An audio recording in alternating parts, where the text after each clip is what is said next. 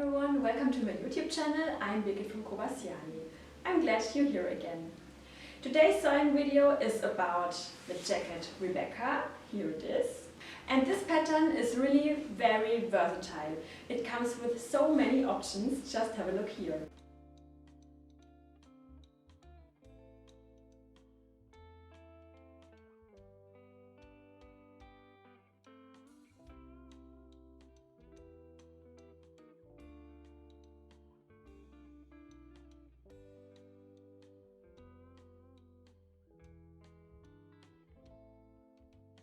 This video here will lead you through the main options.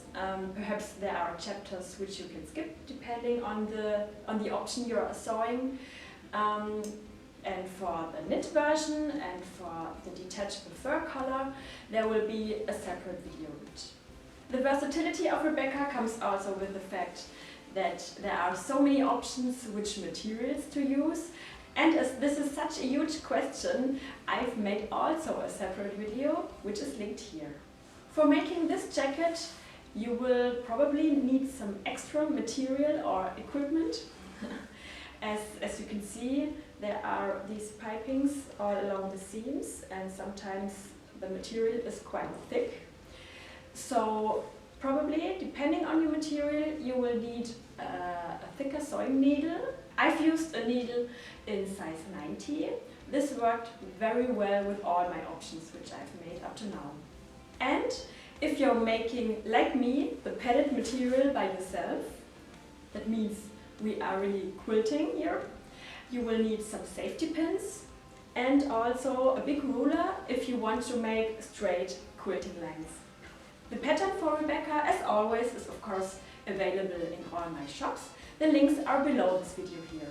So grab yourself a pattern and let's make this creative, wonderful winter jacket.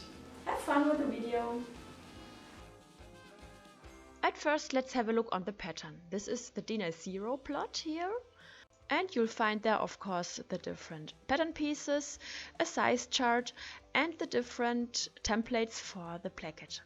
If you want to print your pattern at home, there's also a DIN A4 file, which is also printable on US letter size.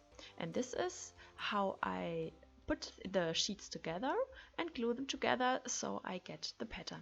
On each sheet you will find numbers and you will just have to put the same numbers together to get the right pattern. The dashed lines here are the lines where the pattern has to, or the paper has to be cut and glued together.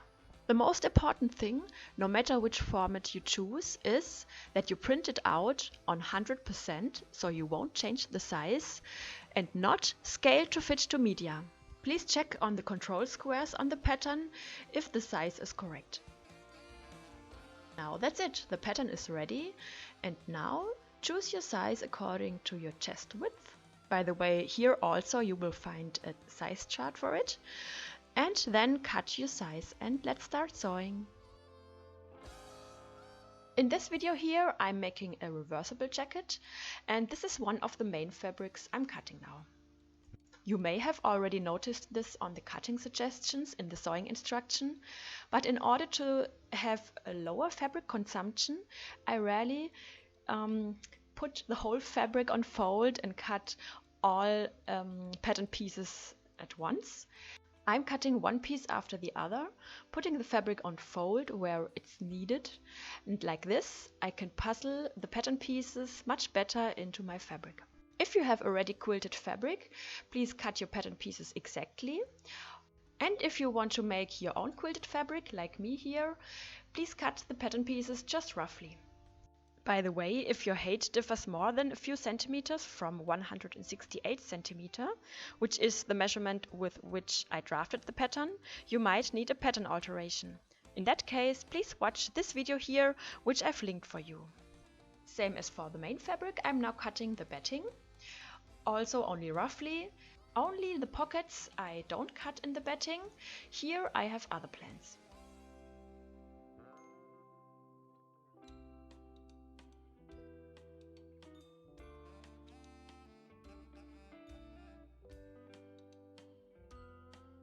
These batting scraps, by the way, I'm saving for sewing stuffed animals.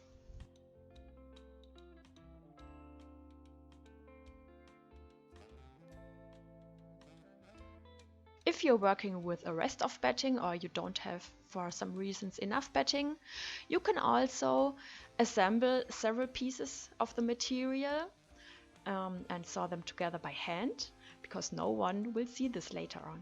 Like this, you can create a larger piece of this material and then later cut your pattern pieces out of it. I think this stitch is called ladder stitch. Then comes the second main fabric. I'm using here an African wax print.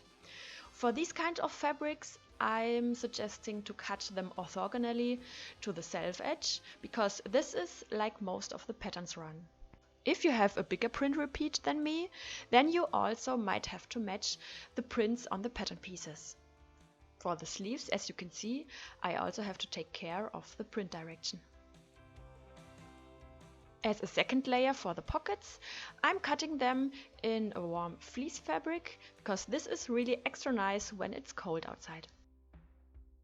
At last, I'm cutting here now the knit color, but this of course depends on the option you've chosen.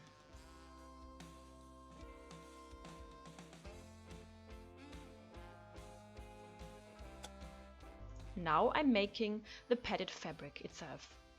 I've chosen to go with circles, so I've just searched for some round shapes in my kitchen, and I'm going with these two circles now. I'm now drawing them onto my fabric with chalk or another fabric marker, and with no specific order, just equally distributed.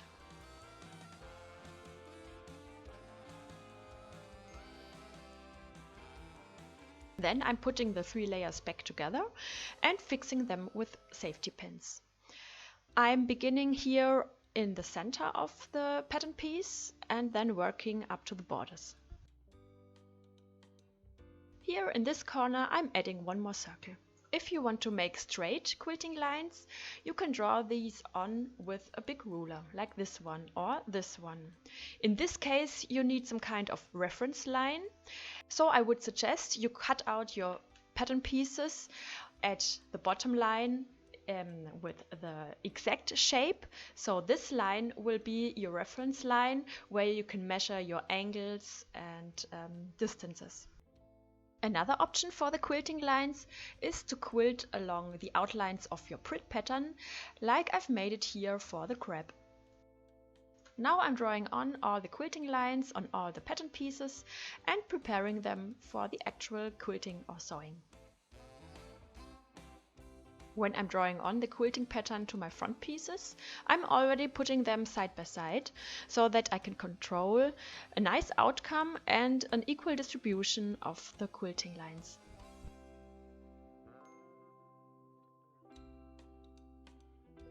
For this special material combination, it's quite good to make a test seam before. So I'm putting together 3 layers of scraps and testing it with the machine. I'm setting the stitch length to 3.5 mm, as this will be a little bit more obvious. Then I'm checking that the threads are in the correct color. I need 2 colors for the upper and the lower thread in my case, because of the different fabric colors. Then I'm just sewing a little bit to check how the fabric transportation is, and I think this is quite nice. It could be that you have to adapt the thread tension, because the thicker the fabric is, the higher the tension should be. Now that the machine settings are good, I'm ready now to make the quilting. Here I'm starting at the center and then continuing to the borders. During this step, it can be that I have to change the safety pin position again, because the fabrics are slipping. So I'm sewing some of the circles in the center, and then I'm checking the layers. If there are any pleats, I'm adapting the safety pin position, I'm flattening the fabric layers, and then I'm continuing with the next circles.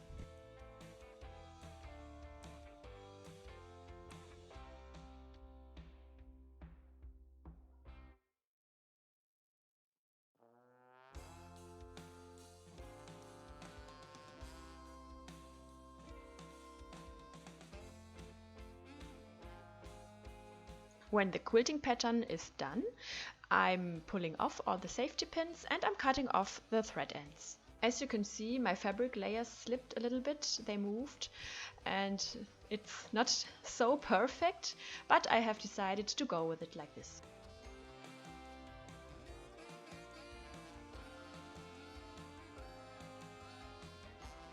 Now I'm cutting out all the pattern pieces exactly. I'm a bit afraid of slipping layers, so I'm cutting each piece separately. Only for the back part I have to cut it on fold with 2 layers. I've now also marked the shoulder notches on the sleeves, as well as the center front at the neckline and the notch at the side seam for the overlapping.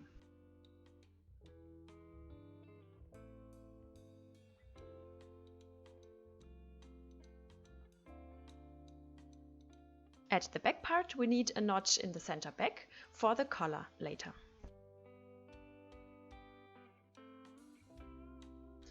Here I'm cutting the pockets, and in my case for the reversible jacket I need 4 pockets, 2 for each side, but if you don't make it reversible you have only 2 pockets of course.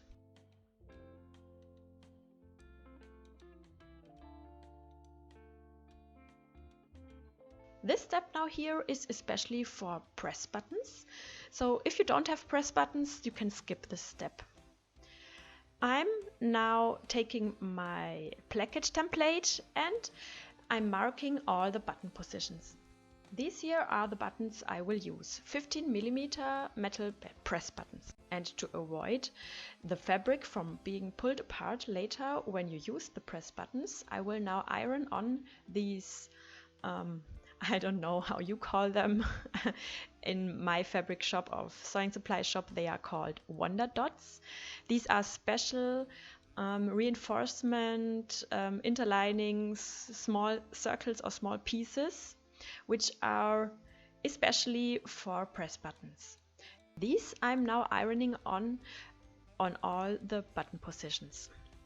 It can happen that you have to, like here, that you have to remove a stitching line from the quilting, but for my case this was only the case once, and all the rest of the button positions I could access.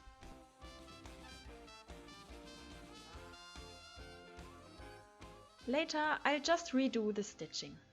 As my khaki fabric here is a taffeta in polyester and I cannot iron it at a high temperature, I have to apply the wonder dots on the wax print, means the cotton side.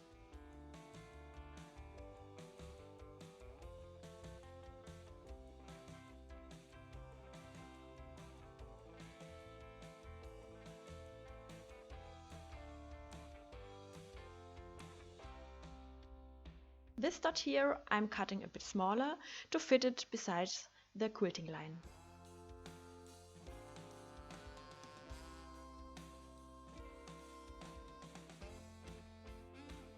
Afterwards it's time for the last step to finish all the pattern pieces.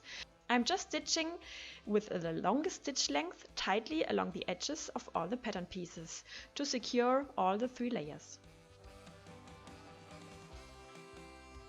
For the next steps we will need some bias tape, so if you want to make this by your own, just watch this video here and I'll show you the details.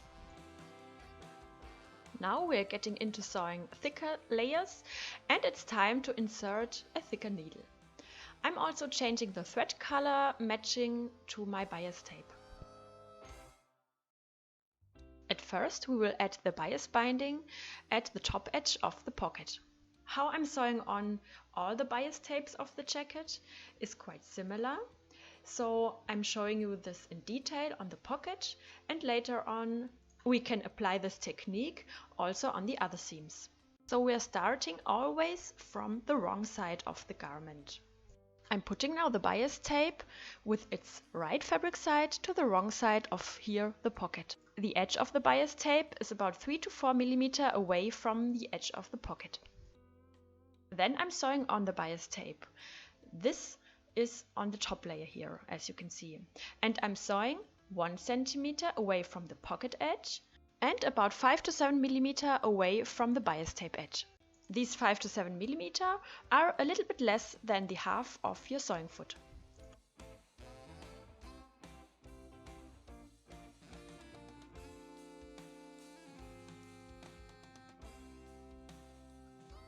Then I'm folding over the bias tape to the right fabric side. Like this, it should cover the previous seam.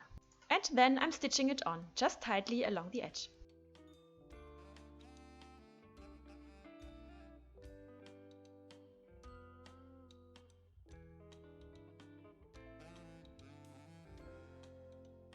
Here I'm just realizing that I haven't secured the pocket layers with stitching before, so I'm doing this now because the layers have already moved really a lot and this was bothering me. Here I'm cutting off all the excess bias tape and now I'm doing all the other edges of the pocket. Again, I'm starting from the wrong pocket side. At the top edge, means at the beginning and ending of the seam now, the bias tape should be about 1.5 centimeter longer than the edge or the seam. And here I'm now sewing on the bias tape. Again, as before, with 1 centimeter seam allowance on the pocket and 5 to 7 millimeter or half width of the sewing foot seam allowance on the bias tape.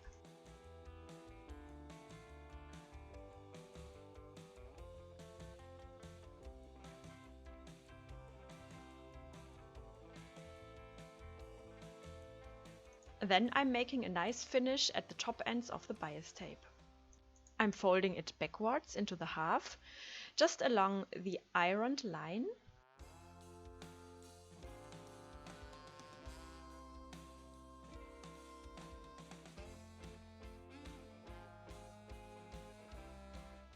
And then I'll make a short seam here in the extension of the upper edge of the pocket. When making this seam, I'm taking care that I'm only sewing on the bias tape part and not on the main pocket part.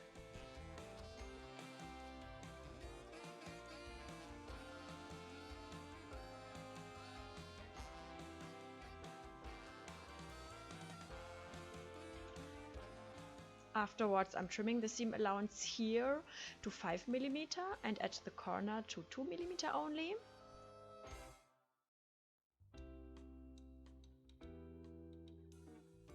And then I can turn around the bias tape to the right fabric side of the pocket and I have a neat corner here at the top edge of the pocket. If you're using scissors or another sharp thing like me on the corners, be really very careful with it so you won't destroy the fabric. And in this case, I'm securing this bias tape with pins. This is not really necessary. And here again, I'm taking care that the edge of the bias tape covers now the previous seam.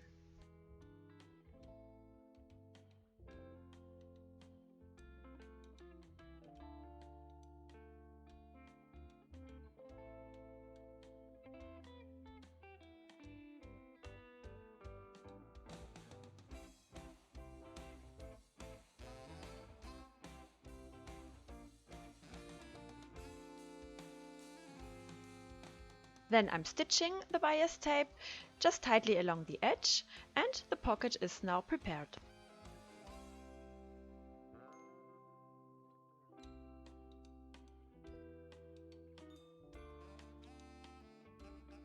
Then I'm marking the pocket positions on the front pieces. For that you can just make small holes at the notches for the pockets into the paper and then you can draw through these holes and make your marks. For my reversible jacket, of course, I have to make the marks on both sides. Then I'm pinning on the pockets, at first on the side which I consider to be the main side. It can happen, like in my case, that the bias binding pulls the pocket edges a little bit together or makes it smaller, so that you cannot meet the notches here. In this case, just stick to the upper notches and work symmetrically for the lower notches. Then I'm sewing on both pockets of the main side and I'm stitching exactly in the stitching line of the bias tape from before.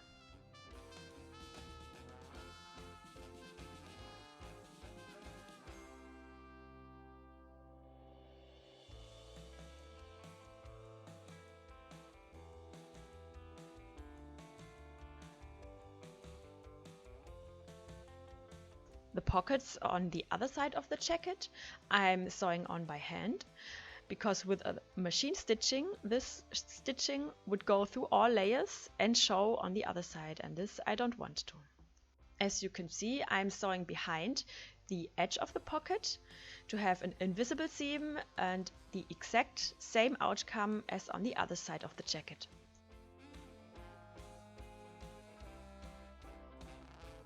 At first, don't let the shoulder and armhole seams confuse you. I've just changed the order of the working steps a little bit. Now, this working step here is only for the long version. We need now the notches at the side seams, and we are making now the back hem. For that, we are adding the bindings at the back hem, and on each side it should go a few centimeters above the side seam notches. Again, I'm starting here from the wrong fabric side, or in my case, what I decided would be the wrong fabric side.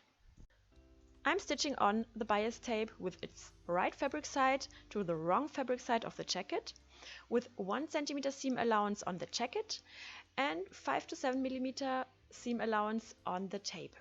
And as already mentioned, I'm beginning and ending a few centimeters above the side seam notch. Then I'm turning around the bias binding to the right fabric side. The edge of the tape now covers the previous seam, and I'm stitching on the binding just tightly along the edge. If you like to, you can pin the binding before stitching, but in most cases I haven't done this, even though I'm a big fan of pinning.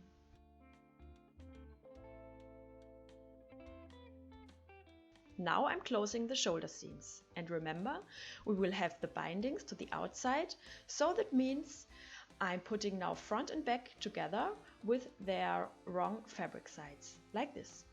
Here I'm pinning the shoulder edges together, and we'll close the shoulders by making the first binding seam. And this is always the same technique as before with the pockets. That means we will start from the wrong fabric side and then turn around the binding to the right fabric side. But in this case, what's the wrong fabric side? I'm just deciding to which direction I want to put the binding later on. So I'm saying I want to have the binding to the back side, to the back of the jacket. That means the back part is our wrong fabric side. So here I'm attaching the binding with the first seam to the shoulders, as you can see, with the same seam allowances as before, with the different seam allowances, with the right fabric side of the bias tape to the wrong fabric side of the jacket. Not really wrong, but you know what I mean.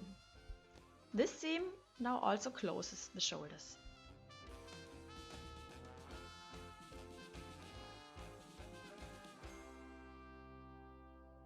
Then I'm folding the bias tape to the right fabric side, or to the front of the jacket. Again, I'm covering the previous seam with the edge of the bias tape. This is also the first seam where you can really see why we have reduced in the seam before the seam allowance at the tape, because we need this extra width to cover the thick wadded fabric edge. So these steps, of course, I'm repeating for the second shoulder seam.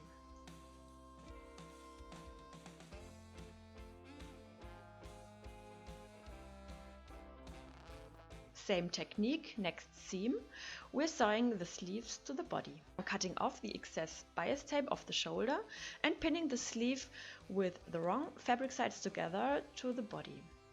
Here I'm taking care now that I'm putting the bias binding of the shoulder to the back. The shoulder notches at the sleeve should of course match to the shoulder seams. As I would like to put the binding on the sleeve seam towards the sleeve, my wrong fabric side, wrong again in quotation marks of course, my wrong fabric side is the sleeve layer here. This is the reason why I'll make the upcoming seam now with the sleeve layer on top. And that's what you're seeing here. The right fabric side of the bias tape is pointing to the sleeve layer. As always, or as before, with the different seam allowances. Then I'm folding over the bias tape to the other side and stitching it on.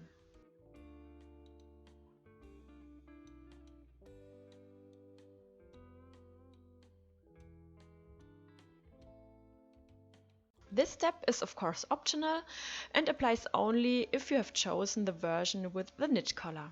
At first I'm marking all the notches. Then I'm folding the collar lengthwise into the half with the right fabric side to the inside. At the moment, only these small vertical edges are important.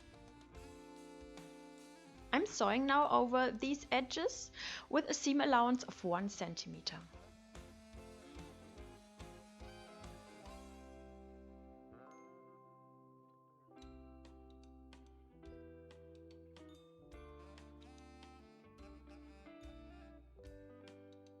Then I'm trimming this seam allowance to 5 mm and at the corner to 2 mm. Afterwards I can turn around the collar to its right fabric side.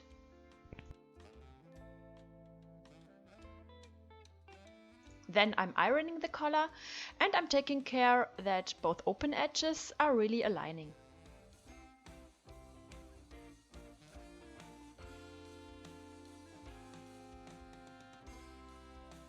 The next step is we're going to pin the collar to the body.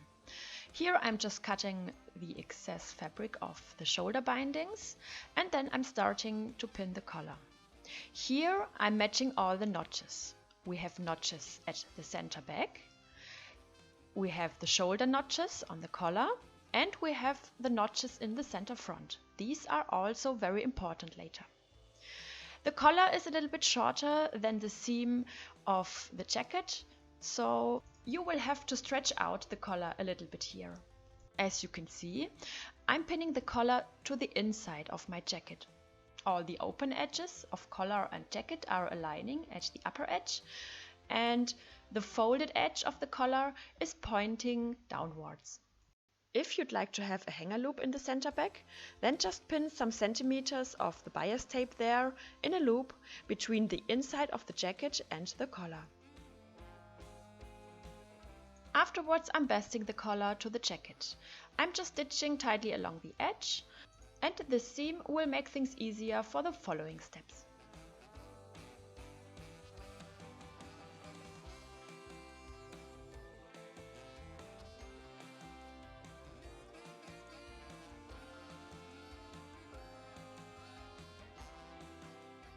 Okay, so the following seam is really a long, huge monster seam, and we're making this in one piece. We're closing the sleeve seams, the side seams, the front hem, the front edge and the neckline and back to the other side in one piece. On this seam I'm considering the front panels as the right fabric side, so as we want to start from the wrong fabric side, I'm working now from the back part.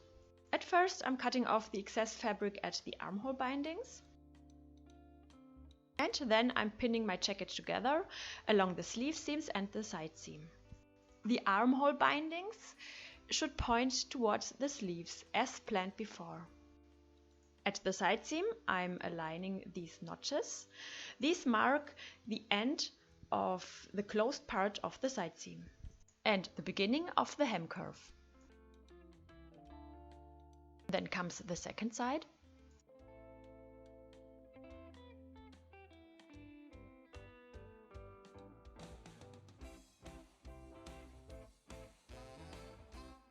And then I'm beginning my monster seam. I'm starting here at the cuff and I'm sewing here with the back layer on top. Again with its different seam allowances. Under the arm, I'm taking now care that the binding of the armhole points towards the sleeve.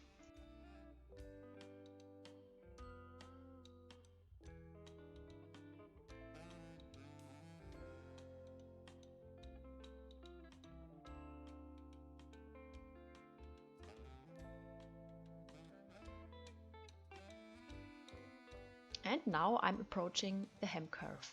Here I'm taking care that I'm covering completely the beginning of the previous back hem binding.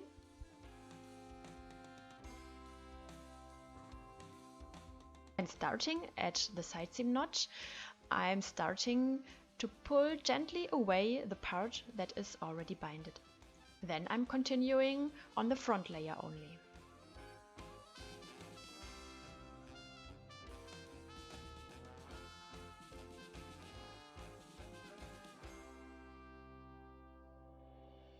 here I'm turning to begin with the placket or front edge. Here I've reached the collar and I'm still continuing with my seam, still with the different seam allowances, 1 cm on the jacket and 5 to 7 mm on the binding. If you haven't done this before, you can now also fix some bias tape as a hanger loop in the center back. And here I'm at the other side at the hem rounding. That means now I have to reintegrate the back layer into my binding seam. And I'm doing this just the other way around as before. I'm gradually leading the back layer of the jacket back into the seam until I've reached the point of the notch where the seam is really closed, and I'm trying to cover the top edge of the back hem binding with my new seam now. At the armhole seam again, I'm taking care that the binding points to the sleeve, and then I'm ready and I'm ending my seam at the other side of the jacket at the cuff.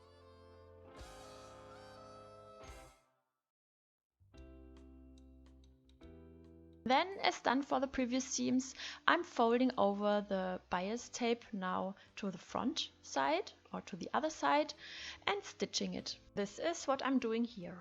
So this was it for the long jacket. For the short jacket, without the hem rounding, the working steps are a little bit different.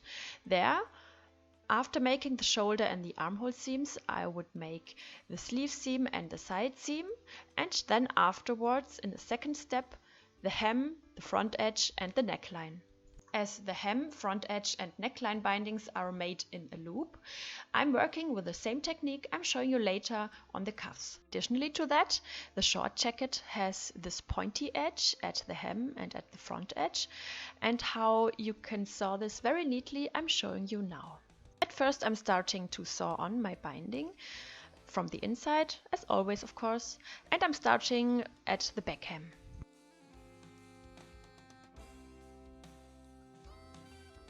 Then I've reached the front corner.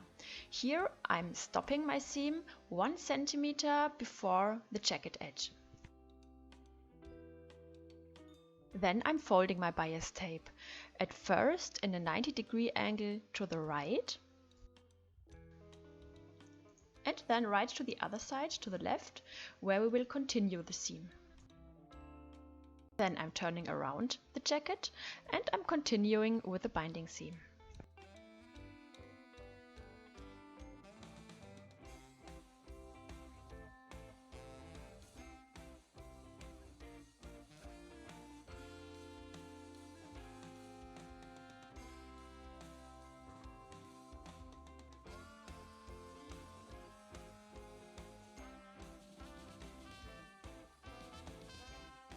I've turned around the bias tape to the right fabric side of the jacket and I'm stitching it now. And here I'm at the corner. I'm at first folding one side and then the other side, creating a small pleat right at the corner.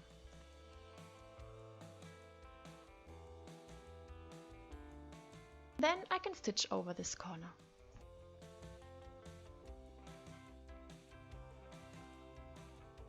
At the second corner on the other side, I'm doing exactly the same.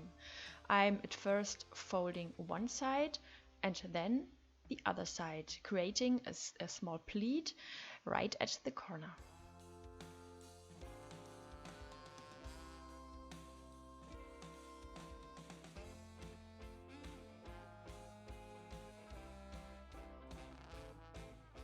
So very good, our long seam is done.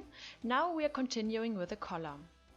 I'm folding it now upwards and I'll stitch it soon, tightly along the edge of the neckline binding. This is what I'm doing here, and for this seam I've changed the lower thread collar, matching to the knit collar.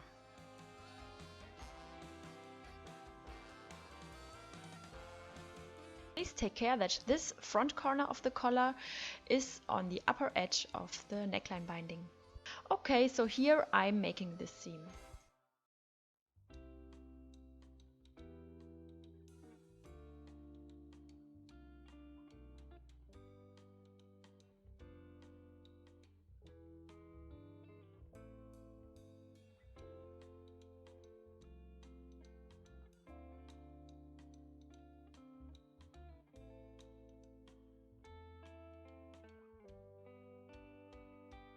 For making the cuffs, again, I'm cutting off the excess binding from the sleeve, and then I'm pinning the bias tape with its right fabric side to the inside of the cuff.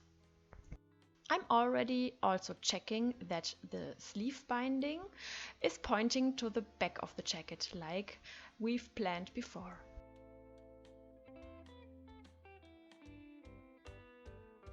I'm cutting now the bias tape with an overlapping to the other end of 4 centimeters. This is the width of the bias tape.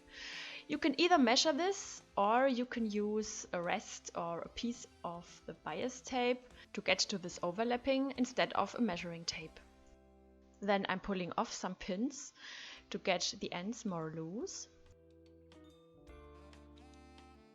And now I'm pinning both ends of the bias tape together in a 90 degrees angle and with the right fabric sides together, of course, like this.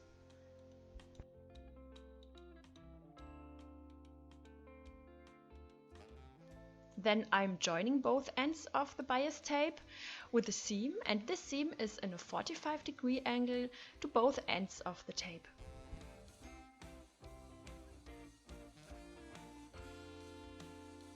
Afterwards, I'm trimming the seam allowance to 5 mm. Then I can pin the tape back to the cuff. Then I'm sewing the bias tape to the cuff, again with the same technique as before, with the different seam allowances and the right side of the bias tape to the inside or wrong side of the jacket.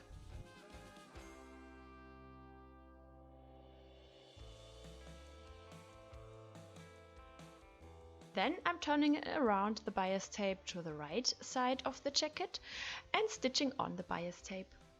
That's it. One cuff is ready and I'm repeating the steps for the other side.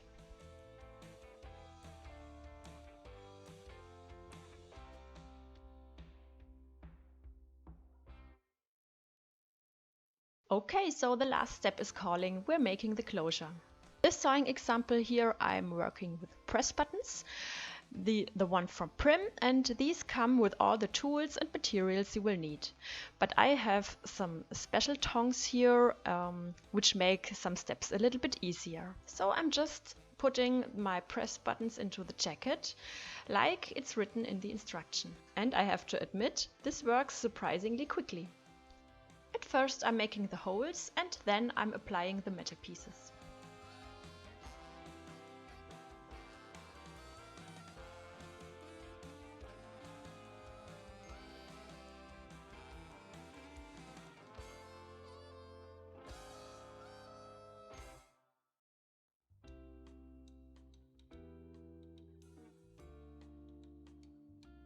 Then I'm adding another little detail because of my reversible option. I want to cover the ugly side of my press buttons with a small piece of fabric. For this I'm cutting small fabric circles a little bit bigger than the press buttons. Then I'm guiding a thread along the edges of this fabric circle, just quickly by hand. I'm just stitching up and down. When this is done, I'm taking one of the tops of the press buttons, putting it in the middle of the circle and then pulling the thread. Like this, the fabric edges are folded a little bit to the inside. Then, to preserve this fabric fold, I'm ironing this with the press button top still inside.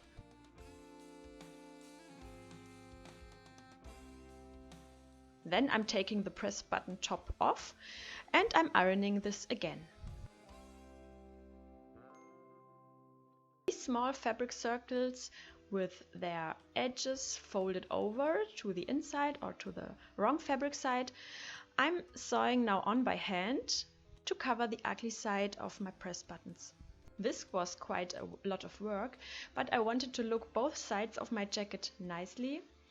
Perhaps there are also press buttons which are suitable for reversible jackets. Does anyone of you know about that? Please share with us in the comments below.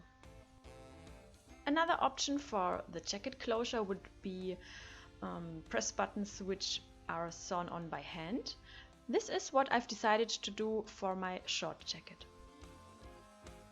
On the outside of the jacket, I've decided to add some fantasy embroidery with small beads like this. I'm making each embroidery for each button differently, and I'm just embroidering what comes spontaneously in my mind. This looks quite cool and modern in my opinion, and makes it also a little bit easier because I'm not very experienced in making bead embroideries.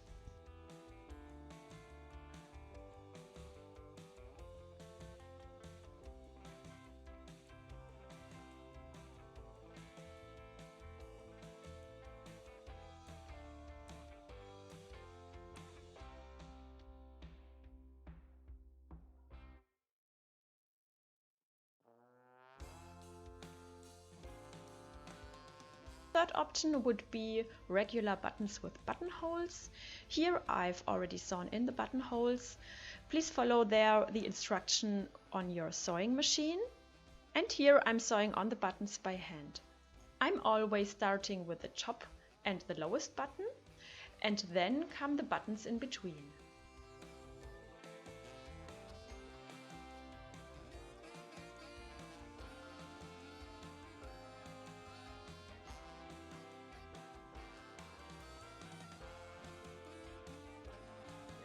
I hope you've enjoyed this video and that everything went well.